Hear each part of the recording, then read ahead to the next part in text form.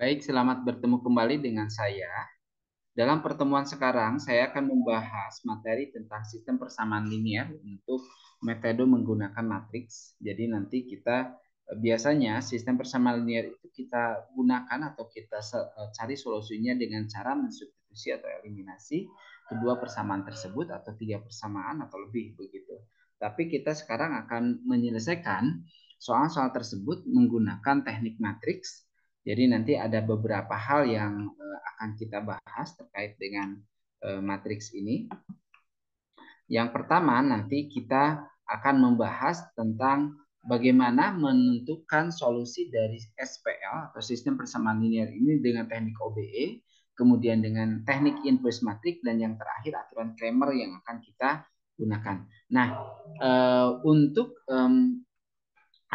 persamaan linear itu sendiri, ini kita harus pahami dulu bentuk dari persamaan linear merupakan persamaan yang dimana peubahnya itu tidak memuat eksponensial, jadi tidak ada eksponensial di dalamnya, ataupun ada trigonometri, itu tidak, seperti sinus, kosinus, tangen dan lain sebagainya.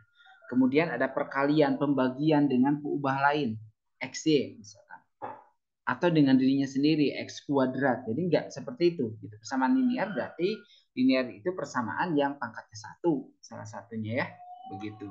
Nah, contohnya misalkan seperti ini, ibu membeli satu buah apel dan dua buah mangga, kemudian harus membayar Rp500.000. Sedangkan jika ibu membeli 3 buah apel dan satu buah mangga, maka ibu harus membayar Rp10.000. Maka di sini representasi dari masalah permasalahan matematika di atas ini, kita dalam bentuk SPL bisa rubah.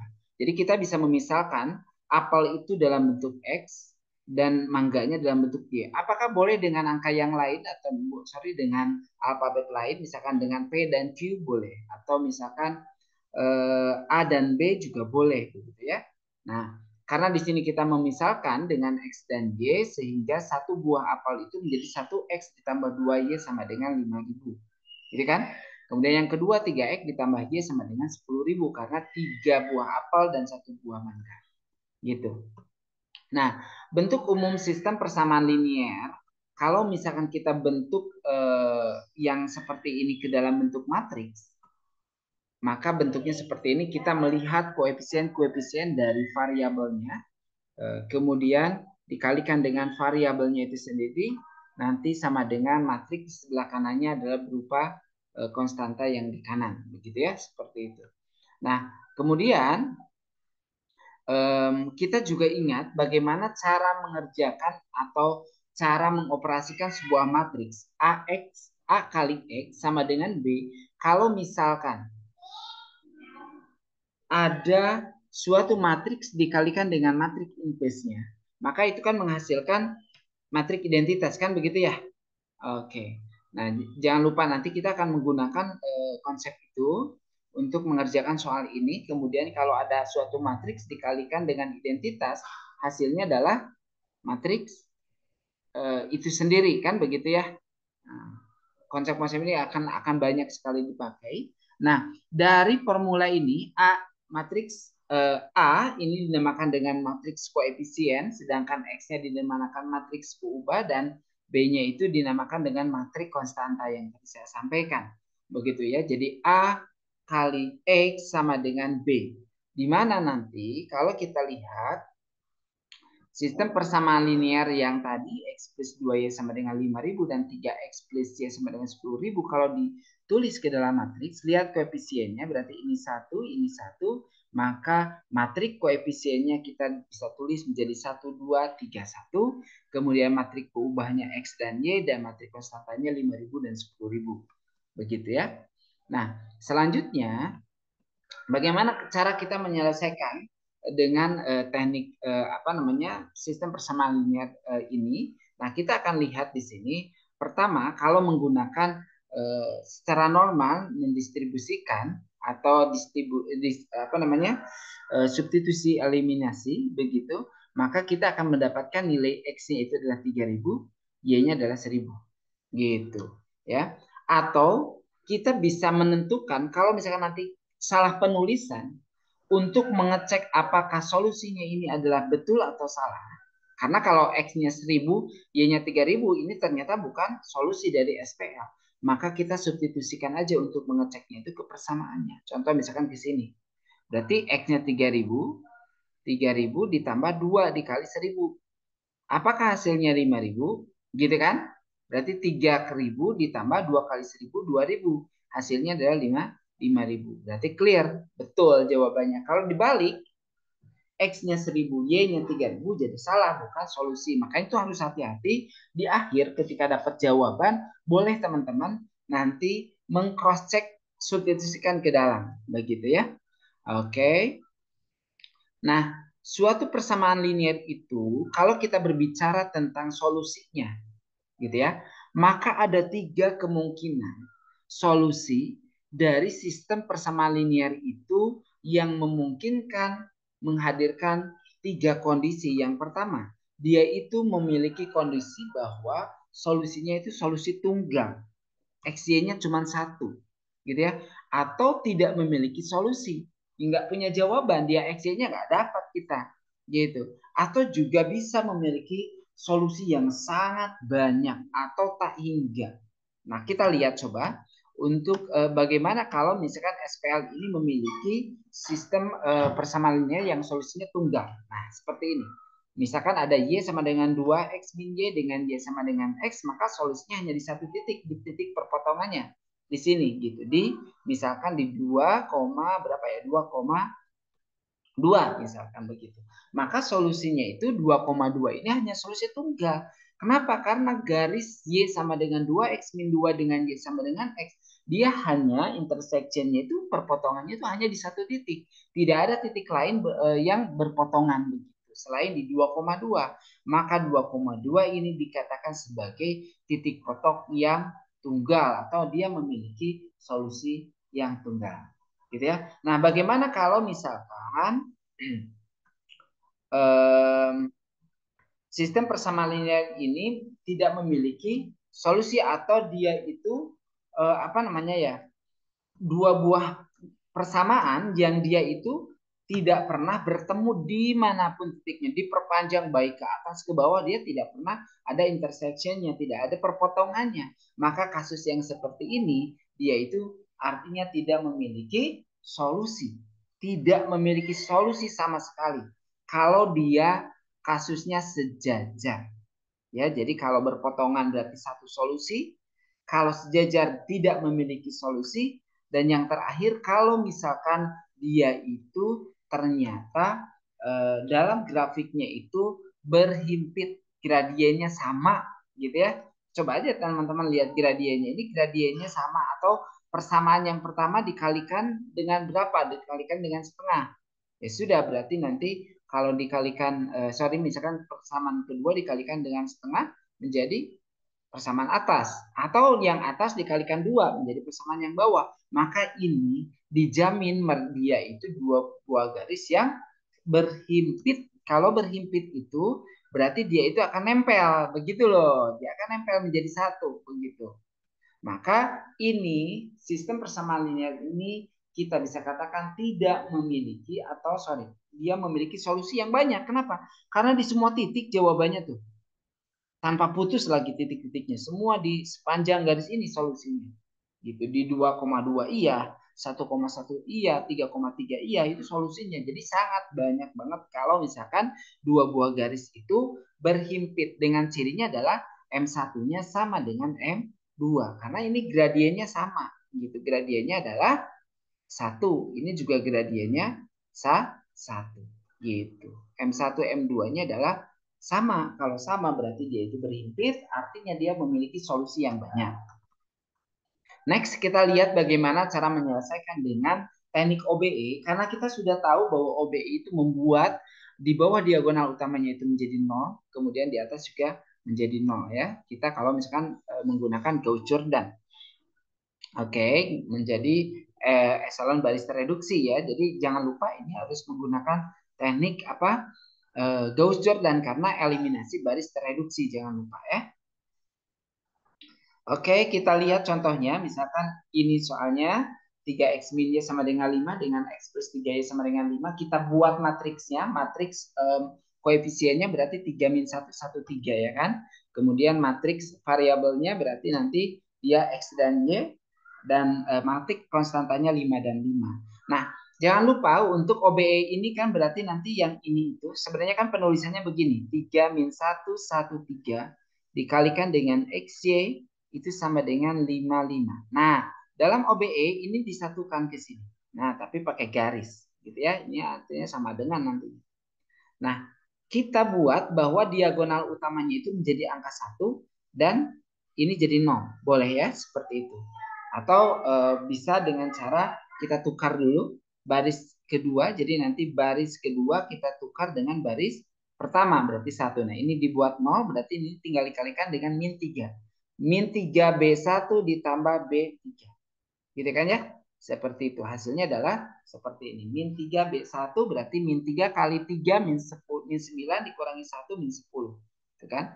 Min 3 kali 5 min 15 ditambah 5 jadi min 10. Sekarang bagaimana? Ini menjadi apa namanya 1. Berarti dikalikan dengan min 1/10 B3. Sehingga nanti kita dapatkan seperti ini. Nah, bagaimana agar yang di atas ini jadi 0? Berarti dikalikan dengan min 3B3 ditambah kok B3 ya? B2 maksudnya. Baris kedua ditambah baris pertama. Hasilnya adalah seperti ini. Nah, ketika diagonal utamanya sudah 0, berarti ini kan udah echelon baris tereduksi menggunakan atau Gauss-Jordan.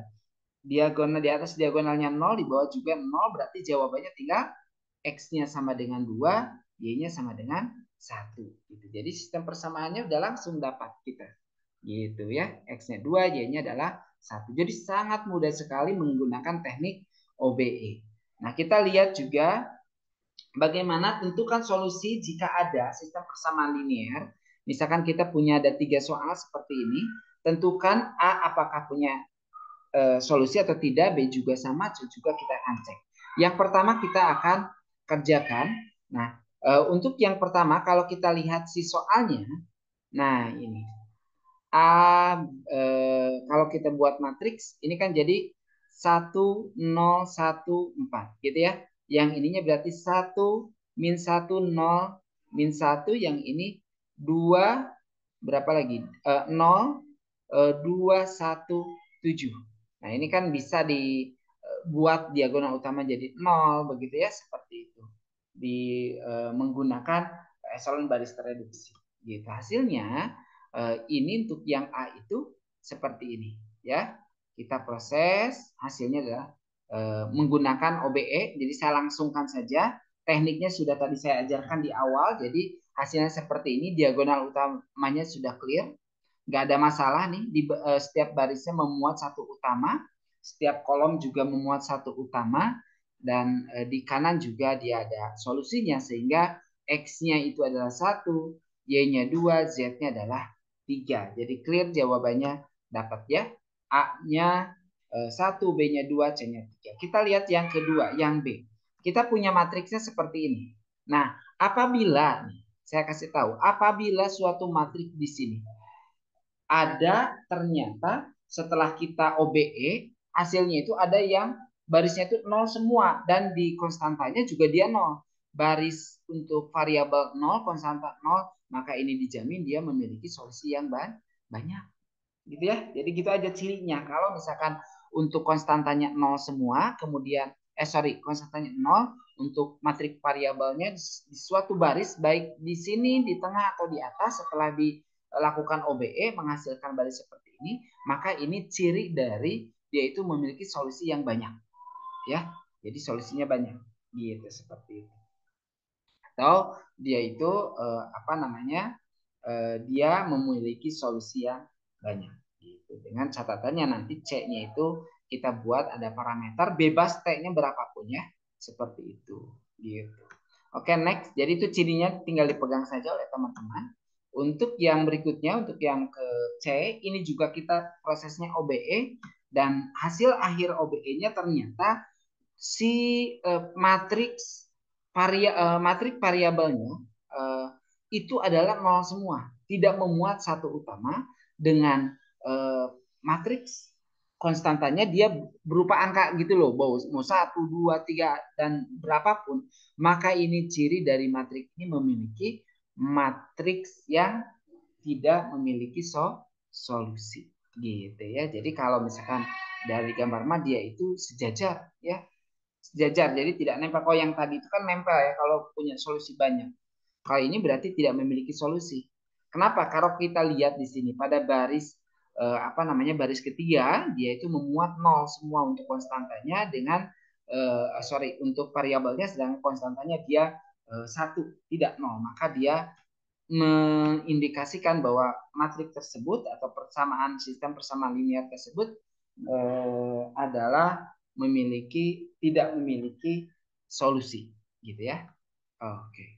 Sekarang kita lihat untuk eliminasi Gauss-Jordan. Bagaimana ketika kita menyelesaikan soal eliminasi Gauss-Jordan seperti ini? Ini persamaannya cuma ada 3 ya, persamaan 3 tapi variabelnya ada 4. Kita harus cek nih, bagaimana cara menyelesaikannya. Ketika melakukan matriks baris eselon tereduksi, ternyata setelah diproses hasilnya seperti ini. Nah, matriks matriks koefisiennya, kemudian matriks variabelnya, matriks koefisiennya dengan konstantanya itu nol semua. Berarti di sini apa dapat kita simpulkan bahwa dia itu tidak memiliki solusi yang banyak begitu ya. Seperti itu. Jadi dia memiliki solusi yang banyak. Oke, jadi seperti itu. Maka ini kalau misalkan mau dibuat solusinya bagaimana? Berarti tinggal substitusikan, tapi tetap ya bahwa kalau misalkan kasus yang seperti ini dia itu tidak memiliki solusinya banyak. Oke, kita lihat untuk soal ada A, B, C dan D. Misalkan seperti ini kita carilah solusi sistem persamaan linearnya. Gitu ya. Nanti teman-teman tinggal dikerjakan untuk yang kasus yang itu. Oke. Nah, untuk yang boleh dicoba ya, yang dicoba itu untuk yang A nanti di latihan, kemudian dan D ya. Untuk A dan D saja teman-teman silakan nanti dicoba dikerjakan untuk latihannya. Next kita lihat kalau bagaimana kita diberikan suatu persamaan seperti ini, tentukan misalkan nilai A agar kondisinya memiliki solusi tunggal, tidak mempunyai solusi dan solusinya yang tidak terhingga. Jadi memiliki banyak solusi. Kira-kira nilai A-nya berapa? Gitu. Kita harus cari ya. Nah, tadi kan sudah saya kasih clue. Bagaimana ketika mengerjakan suatu matriks, maka kita pisahkan matriks konstantanya. Setelah kita reduksi, hasilnya terakhir adalah ini. Begitu ya. Nah, maka bagaimana agar SPL ini memiliki solusi tunggal? Solusi tunggal itu terjadi ketika apa? Ketika ininya itu tidak sama dengan 0. Gitu ya. Jadi solusi tunggal itu terjadi ketika A kuadrat min 16-nya itu tidak sama dengan 0. Jadi yang diperhatikan ininya saja ya. Kalau ini nggak masalah, mau ada A, mau ada nggak ada juga nggak masalah gitu ya. Tapi yang diperhatikan kalau ingin memiliki solusi tunggal itu di sini tuh nggak boleh 0. Maka A-nya itu gimana agar tidak 0? A-nya itu berarti tidak boleh 4 ataupun min 4. Gitu ya. Jadi ngelihatnya di sini. Bagaimana kalau misalkan ingin agar dia itu tidak memiliki solusi. Nah, kalau tidak memiliki solusi kan apa? Matriks unsur baris pada matriks variabelnya itu atau matriks koefisiennya ya di sini itu harus nol semua dan di sini tidak boleh nol kan gitu ya, tidak boleh nol kan gitu agar dia tidak memiliki solusi. Nah, sehingga dia yang A kuadrat min 16 itu sama dengan 0 dan catatannya A min 4-nya yang kanannya tidak boleh 0. Berarti A-nya itu tidak boleh 4. Pokoknya tidak boleh 4. Nah, yang ini bisa diselesaikan kan? Bisa kita selesaikan menjadi A plus 4 dikali A min 4. Gitu. Sama dengan 0. Maka A-nya adalah min 4 dan A-nya adalah 4. Karena A-nya tidak boleh 4, berarti ini dicoret sehingga jawabannya adalah tunggal. Maka Jawabannya haruslah min 4 yang kita pilih. Gitu. Nah, sekarang yang C, bagaimana sistem persamaan linear itu mempunyai solusi tak hingga banyaknya. Maka tentunya tadi yang sudah saya sampaikan bahwa yang diagonal utamanya, unsur yang ini itu yang di bawah ini harus memuat 0 semuanya. Jadi ini sama dengan 0, A-4 juga harus sama dengan 0. Berarti A-nya harus 4. Gitu ya. Dari sini A kuadrat min 16 sama dengan 0. Hanya berarti sudah dipastikan dia 4. Oke. Nah, sekarang bagaimana cara menentukan solusi SPL dengan matriks inverse. Nah, kalau dengan matriks inverse itu bisa kita kerjakan dengan cara memindahkan matriks itu sendiri sehingga ketika ada AX sama dengan B agar atau supaya A-nya pindah, kita kalikan aja kiri kanan dengan A inverse-nya. Kan kalau A dikalikan dengan A inverse itu menjadi matriks identitas kan? Gitu. Maka yang ini menjadi X kali identitas, ini ada identitas kali X kan X saja. Nanti matriks X sama dengan A-nya pindah jadi A inverse kali B. Ingat karena A-nya di kiri pindahkan juga jadi di kiri. Gitu. Atau misalkan A-nya pindah jadi di kiri. Kalau X yang pindah berarti harus di kanan, tapi X-nya jadi inverse. Gitu ya.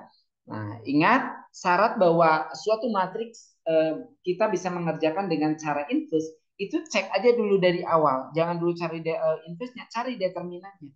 Kalau nilai determinannya itu adalah 0, berarti dia tidak memiliki inverse. Ya udah nggak perlu kita kerjakan gitu. Jadi artinya dia tidak bisa diselesaikan dengan teknik inverse ini. Nah, maka syarat utama dia memiliki inverse itu determinannya tidak boleh sama dengan 0. Kita lihat di sini. Tentukan solusi dari sistem persamaan linear berikut. Maka kita buat matriksnya terlebih dahulu.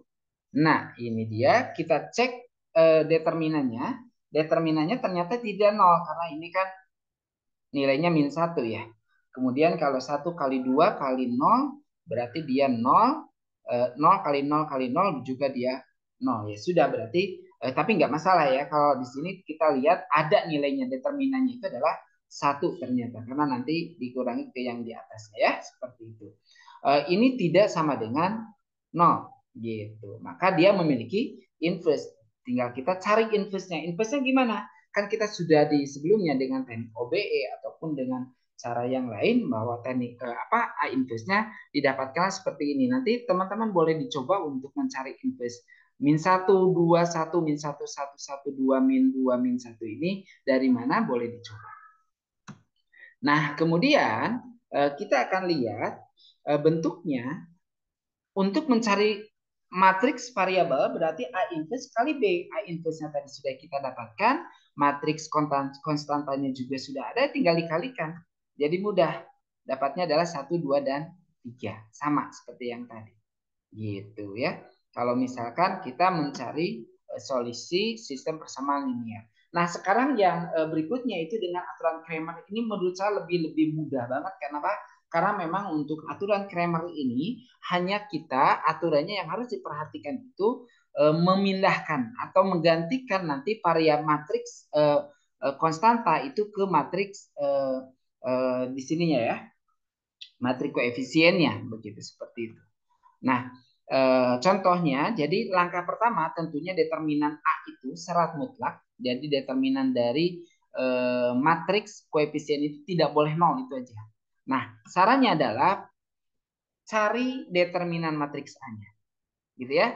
Yang kedua, nanti baris atau kolom ke I, kolom terakhir gitu ya, kolom terakhir yang ini ganti dengan apa? Dengan kalau misalkan kita mau mencari X nih, mencari X berarti nanti X itu kan biasanya kolom pertama tuh. Jadi kolom pertama ganti dengan matriks konstanta gitu ya. Kalau mencari Y berarti kolom kedua ganti dengan matriks konstanta. Kalau mencari Z atau mencari C misalkan matriks ketiganya, kolom ketiganya kita ganti dengan matriks konstanta. Kita cek langsung ke contoh soal ya. Di sini ada matriks misalkan, oke. Nah, ini dia. Untuk mencari XI berarti determinan dari AI dibagi dengan determinan A. Contoh real ya, nih kita lihat di sini. Sistem persamaannya matriks A-nya adalah ini. Karena ini kalau saya buat matriksnya menjadi 1, B-nya itu 0 kan nggak ada ya, 0B ya. Berarti dia di sini matriksnya 0, 1, ini 1, min 1, C-nya 0, A-nya 0, B-nya 2, C-nya 1. Kita kalikan dengan A, B, C, hasilnya adalah 4 min 1, 7. Nah, ini adalah matriks A. Gitu. Nah, nanti untuk matriks AI, berarti karena ingin mencari nilai A, berarti matriks A kecil, nanti ini kan A, B, C atau X, Y, Z. Maka nanti yang kolom A kita hapus ganti dengan ini. Jadi 4 min 1, 7. 01, min 1, 0, 21. Tinggal dicari aja determinannya. Berarti det AA-nya. Gitu, seperti itu. Ya, mencari determinannya dengan cara apa? Bebas. Mau Sarus, mau Kramer, mau cara apapun itu, atau misalkan dengan cara Gauss juga boleh gitu ya. Bebas lah seperti itu untuk mencari determinannya. Oke, nah B-nya berarti nanti baris B berarti kolom kedua kita ganti dengan matriks konstanta kan? Ya sudah, berarti nanti B-nya seperti ini. Gitu. Oke, tinggal dicari determinannya. Hasilnya adalah 2. Selisih peubah untuk B-nya berarti 2, gitu ya. Kenapa? Karena 2 dibagi dengan 1. Kan tadi ini det A, B2-nya adalah 2 dibagi 1. Jadi jawabannya ada 2. Gitu. Ya. Nah, kita lihat untuk yang pertama. Untuk yang berikutnya untuk mencari yang A-nya. Tentukan solusi apa untuk peubah A. Bagaimana? Berarti A dibagi A. A-nya tadi kan yang ini diganti ya, kolom pertamanya. Determinannya dapatnya adalah 1. Nanti 1 dibagi 1 adalah 1. Bagaimana dengan yang C juga sama. Tinggal teman-teman lakukan konsep nanti aturan Kramer ini. Jadi sangat mudah sebenarnya untuk mengerjakan aturan Kramer ini. Gitu.